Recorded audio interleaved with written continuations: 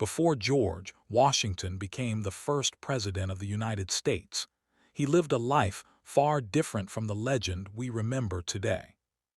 He wasn't born into royalty or wealth or power. He didn't grow up dreaming of leading a nation.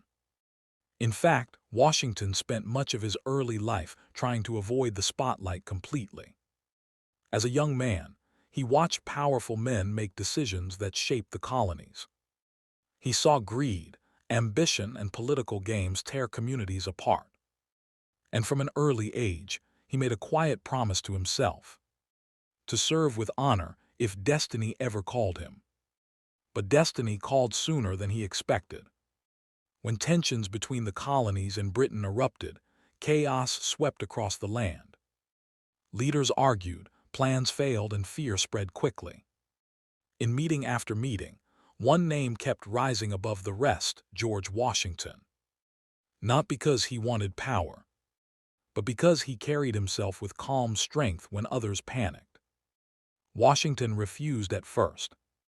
He believed he wasn't worthy of leading an army against the most powerful empire in the world.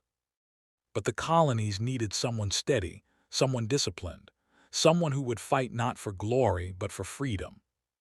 So he accepted the burden. He put on his uniform, mounted his horse, and rode into a war that seemed impossible to win. His soldiers looked to him for courage, and he gave it to them every day, even when he had little left for himself. Washington slept in the mud, starved with his troops, and faced defeat after defeat.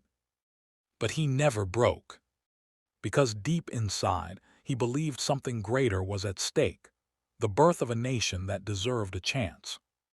He didn't rise because he wanted to be a hero. He rose because he refused to let fear decide the future. And this was only the beginning of a journey that would shape the United States forever. Follow for more untold stories of history's greatest figures.